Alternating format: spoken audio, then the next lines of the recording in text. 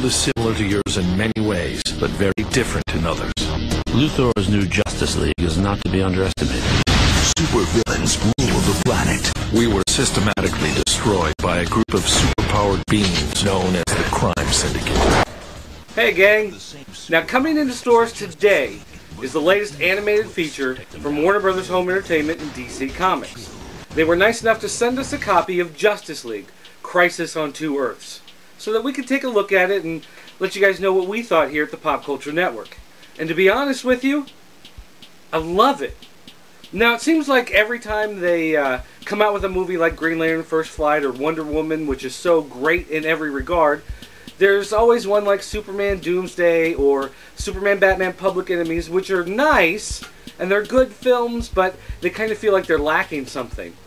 But in this one, I can honestly say that this is going to be, up there with Green Lantern and Wonder Woman as one of my favorites of the DC Universe direct-to-DVD animated feature films. This story is great.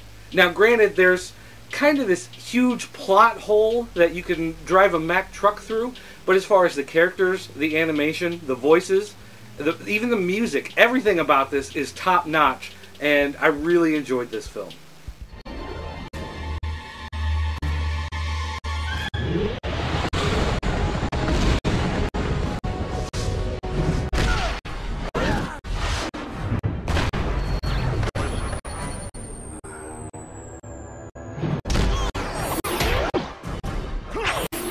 Now, if you're like me, you grew up with the idea of parallel Earths, the Justice League, Justice Society, All-Star Squadron, all of those different universes, all the different worlds where even the Crime Syndicate exists with Ultraman and Superwoman, and this idea that heroes can be villains, and there's slightly different versions of them all over the place in all these different universes. And so when I heard they were making this film, I got really excited. Although I was a little trepidatious. It's a big word, I know. Look it up. But I was a little trepidatious because as much as I love the idea of the parallel Earth stories, the thing that works so well with them is that you start with an established core of characters. In this case, the Justice League. But I was a little afraid because, again, this is one of their direct-to-DVD full-length animated features. So it seems like every time they do it, they start from scratch. They start from the ground up. So you have Batman, but Batman isn't always the same Batman every time. Superman isn't always the same Superman.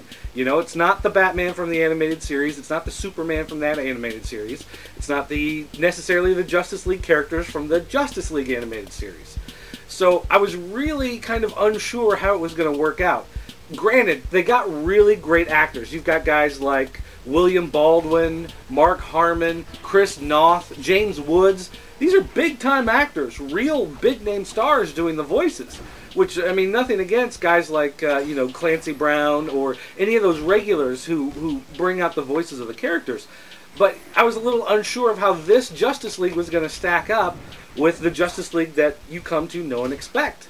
And I have to say it works really well. In fact, features like Wonder Woman and Green Lantern actually very well could be prequels to this film. You can really kind of say that they were building the DC Universe, the animated, new DC Universe, with those features. It's a little dark in some places. It's got a great sense of humor. And the characters really come across as, I can see that Batman and say, yeah, that's Batman. There's no question about it. It's not some other universe version of Batman. I can just quickly agree that that's Batman and move on from there. So in that regard, as the big comic book nerd I am, and as someone who watches all the cartoons and reads all the comics and all of that stuff, this fits in very well. The world is similar to yours in many ways, but very different in others.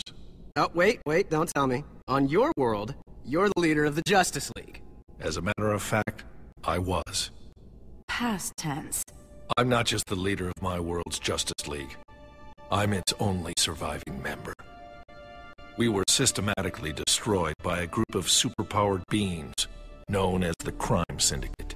Now, one thing I would like to add is that in videos like Superman, Batman, Public Enemies, they're trying to invoke a particular artist's style, and it kind of resulted in a funky-looking animation style.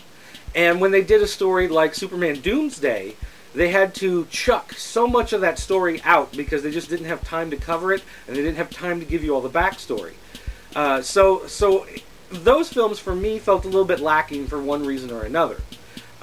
This film, it works very well, except for one giant plot hole. And I don't necessarily want to give the whole thing away, but Owlman's attempt at destroying the universe doesn't really make a whole lot of sense. He talks a lot about choices, and the choices we make, and each choice leads to a new parallel universe, which is true. But parallel universes aren't always being built just because of the choices of humans.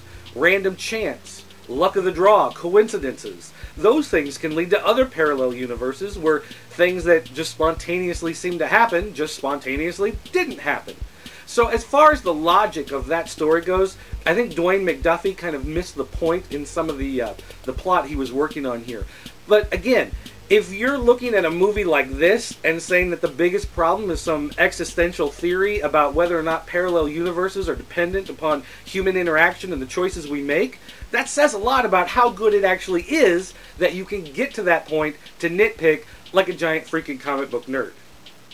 But there are no other side effects that... What the hell? We're compromised. What tipped you off? I don't have time for this. I need that data. Take them down.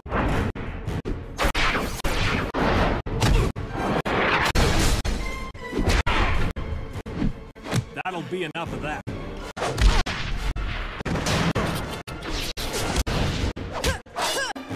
Now, if you've ever gotten one of these features before, you know there's a lot of bonus material. There's a lot of previews. There's a lot of special looks at upcoming animated features like Batman Under the Red Hood. There's also bonus episodes of Justice League, the animated series, on here. But there are two main key features that stand out. First of all, if you look down here, there's a Spectre animated short. And I have to say, if there was anything begging for a weekly series, it's going to be this showcase idea, this DC showcase, spotlighting some of these other characters, because this was great.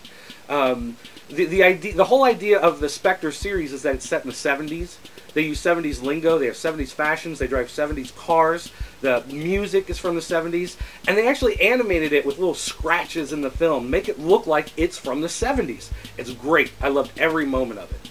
The other thing on here was they had what they called DCU, the New World. And they talked about, Identity Crisis, and how Identity Crisis changed what it meant to be a hero in the DC Universe. And then they talk about what's been happening in the comics a lot since then. And it's just great, again, as a giant freaking comic book nerd, to have something like that that ties directly into the comics on this disc is just a really great feature, and I'm glad they included it. And it's one of those things that I'd like to see a lot more of, maybe as online specials or things like that. But again, buying this this package with the second disc with all the bonus features was really great to get a lot of that extra content. But that Spectre, that DC showcase, if they do more of those shorts, I'm going to be incredibly happy.